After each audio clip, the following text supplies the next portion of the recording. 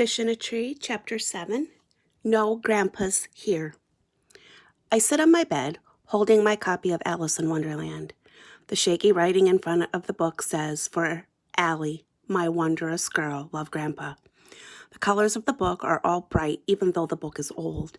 Inside, the pages are soft, and the writing is bigger than in books now. But I still can't read it by myself. It's like having a gift that's locked in a glass box. I'm feeling heavy, but I always do on Sunday nights. The thought of another week of school does that.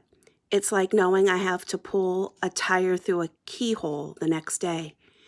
But I'll have a new teacher. Mr. Daniels sounds like a grandfatherly type with pockets full of lollipops, which could be nice. I'm hoping he'll spend a lot of time straightening his bow tie and telling us about the good old days and not giving us much work. But when I show up, I find that Mr. Daniels is no grandfather. He's younger than Mrs. Hall. He wears a dark jacket and a tie with colored circles on it. When I get closer, I realize they're planets. Most of the kids are gathered around him. I throw my stuff in the closet and walk over. He says, "My very excellent mother just served us nachos," and claims it is an easy way to memorize the planets in order from the sun. Albert, whose hair reminds me of a bird's nest, stands nearby. I feel bad for Pluto. I look over and my eyes are pulled to the bruises on his arm. Pluto was a planet all those years, and then someone just decided it wasn't anymore. Too small, too far away, orbit not just right. I don't really think Pluto cares, Albert, I mumble. He sits in his chair and says, "Well, I do." I feel bad for him and want to ask him about the marks. He is big and clunky, but not fat. The kind of size where others would usually leave him alone. I pull out my chair and sit down. "Okay," I tell myself. I'm going to do better. I'm going to work harder. That's all I need to do. I'm going to really concentrate this time, even though I know I've tried that and it doesn't work. Reading for me is like when I drop something and my fingers scramble to catch it, and just when I think I've got it, I don't. If trying to read helped, I'd be a genius. Mr. Daniels is in front of me. I hold my breath and lean back. He holds out his hand. "Mr. Daniels, nice to meet you," he says. Shay leans toward Jessica. I guess he doesn't know who he's talking to. As usual, most of her friends laugh. "Hey," Mr. Daniels says, turning to her. "That isn't cool. We don't do that in here," which wipes the smile off Shay's face. And then he turns to me. "What's your name?" "Allie Nickerson," I answer so softly that even I can barely hear myself. "Well, are you going to shake my hand, Allie Nickerson?" he asks. "I don't bite on Mondays." Great. Just what I need. A funny guy for a teacher. I take his hand, but only for a second.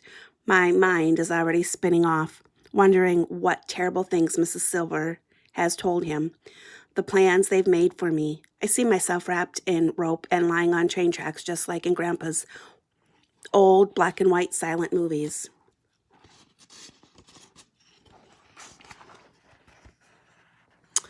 "Okay, Fantasticos, take your seats," he calls. "Time to set the world on fire." Everyone scrambles to their seats, but I'm still lying on the imaginary train tracks, all tied up and watching the engine come around the corner. Chapter 8, Real Trouble. The first day with Mr. Daniels starts out okay because we have math in the morning and Mr. Daniels does this thing he calls the bus driver. He says, "You're the bus driver," and then he tells us how many people get on and off, and we have to add and subtract the numbers in our head. No paper, no pencils, just math.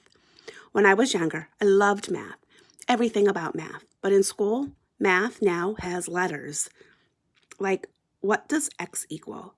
There are also long stories with characters, and although the story is supposed to end with some number, all the words block my path to getting there.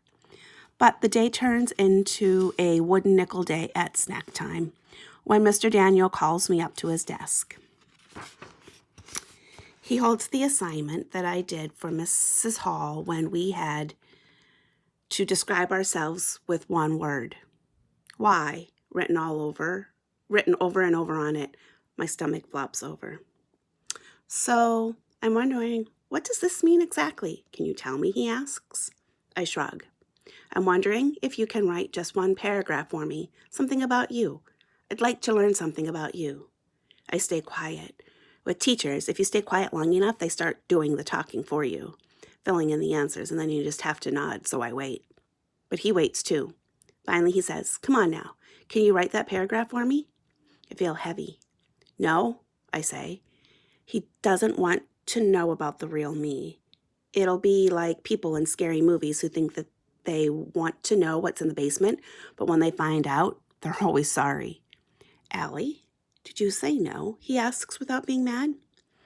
I turn myself to stone. He takes a deep breath and leans forward. "So is it writing you don't like?" I think about saying no, except it could cause me trouble later, like the chess game in Grandpa's Alice in Wonderland book. You have to be super sure before you make a final move, but I figure Mr. Daniels probably already knows this about me, so I nod. "What do you like then?"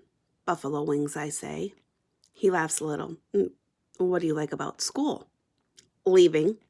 He waits for me to say more. "I like math and art. I like to draw."